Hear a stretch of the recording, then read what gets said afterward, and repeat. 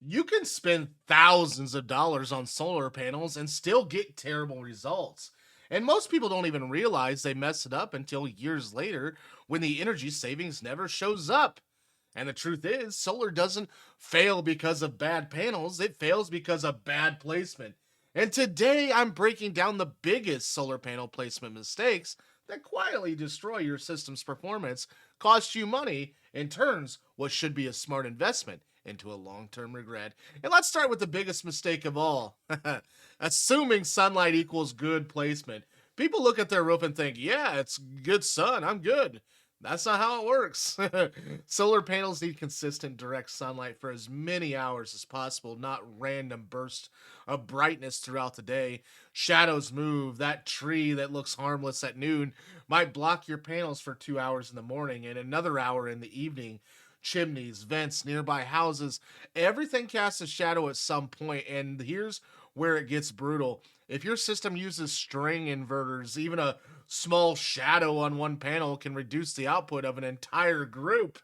One weak link drags everything down. If you're not studying your roof at multiple times during the day before installing, you're basically gambling with your return on investment. Next mistake, wrong orientation. This one is massive. And in the US, south facing panels produce the most energy overall because they get the most consistent sunlight through the day. East facing panels lean towards morning production, west facing panels towards late afternoon, and north facing panels are usually the worst performers. Now, that doesn't mean anything that isn't south facing is useless, but it does mean you need to plan around it. People who just fill every roof section without thinking about direction can lose 20 to 40% efficiency right out the gate. And that's not a minor drop. That's the difference between your system paying for itself or just being an expensive decoration. And let's talk about the tilt angle because this one quietly kills performance over time. Panels shouldn't just be slat flat against your roof because it's easier or looks better. The angle determines how directly sunlight hits the panel surface. Ideally, your tilt should be close to your geographic latitude for maximum yearly output. If your panels are too flat, they're not catching sunlight efficiently, especially in the winter when the sun sits lower in the sky. On top of that, flat panels collect more dirt, water, and snow, which blocks sunlight and reduces output even further. So that clean, low profile look, it can cost you more than you even think. And here's another mistake that sounds logical but backfires hard. Cramming as many panels as possible onto your roof. More panels should mean more power, right? Not if half of them are poorly placed, okay? If you're squeezing panels into a shaded area or bad angles just to increase your total count, you're actually lowering the overall efficiency of your system. A smaller, well placed system will almost always outperform a larger, poorly designed one. And solar is about optimization, not max capacity. And let's get into something most people never consider seasonal changes. The sun's position shifts throughout the year in summer. It's high and direct in winter. It's lower and shadows stretch much further. That tree that wasn't a problem in July might block significant sunlight in December. If your placement only works well during peak summer months, you're going to see a major drop in production when you actually need power the most. Good placement accounts for worst case scenarios, not just best case sunshine. Another big mistake, ignoring airflow. Solar panels generate heat, and heat reduces efficiency. If panels are installed too close to the roof without enough space or air to circulate underneath, they trap heat and lose performance. It's a small design detail that has a real impact over time. Better airflow keeps panels cooler, and cooler panels produce more energy. Simple. It's as simple as that. And let's talk about wiring and system design because placement isn't about just physical, it's electrical too. If a panels with different levels of sunlight exposure are connected without proper optimization, you create bottlenecks.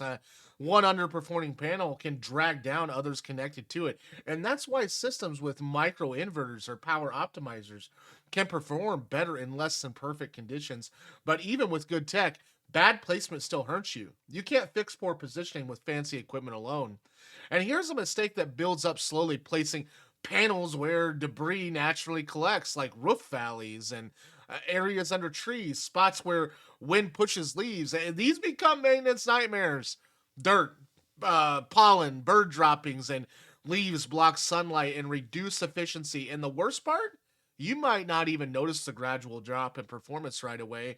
It just slowly eats your energy production over time.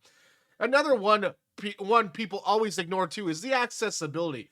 Panels need to be cleaned, inspected, and occasionally repaired. If your placement makes it difficult to access them, you're setting yourself up for higher maintenance costs or delayed fixes. And when maintenance gets delayed, performance drops. And good placement isn't just about today.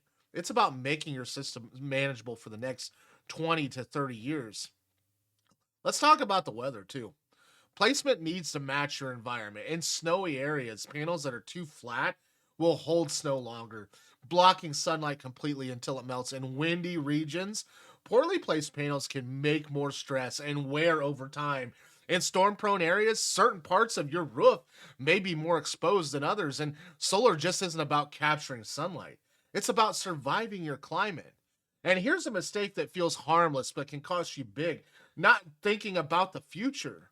That small tree in your yard is going to grow. Your neighbor might build an addition and you might install something on your roof later that casts a shadow. And solar panels are a long term investment. So your placement needs to consider what your environment will look like years down the line, not just today. And let's talk about aesthetics too, because this one trips people up too. Some owners prioritize how their panels look from the street over how they perform. They want symmetry, clean lines, and visual balance. But if that means placing panels in less efficiency areas just to make things look even, and you're sacrificing output for appearance, and your electric bill doesn't care about aesthetics, it cares about performance. Another major mistake, going do it yourself without proper analysis. Solar looks simple on the surface, but optimal placement requires real planning, and you need to understand sun paths, shading patterns, tilt angles, and electrical design. Guessing your way through it might save money up front, but it can cost you far more in lost efficiency over time. And if you're doing it yourself, you need data, not just confidence. And let's hit something more technical too, inverter distance and placement. The further electrical has to travel from your panel to your inverter, the more energy you can lose along the way. These losses aren't massive in every system, but they add up, especially in larger setups. Smart placement minimizes unnecessary distance and keeps your system running efficiently.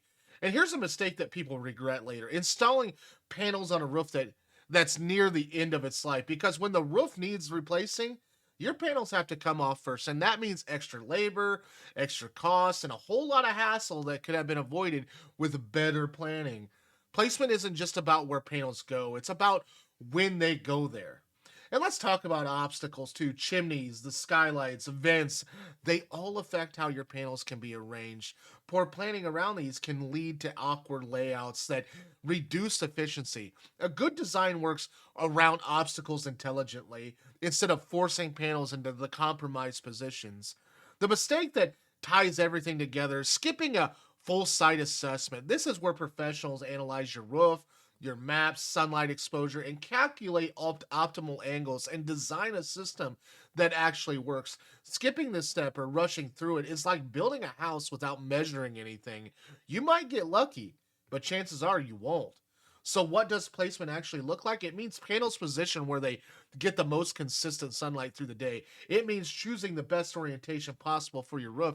It means setting the right tilt angle and allowing for airflow planning for seasonal changes and designing a system that works as a whole, not just a collection of parts. Because here's the truth: solar panels themselves are only half the equation. Placement is what determines whether your system performs like an investment or a disappointment.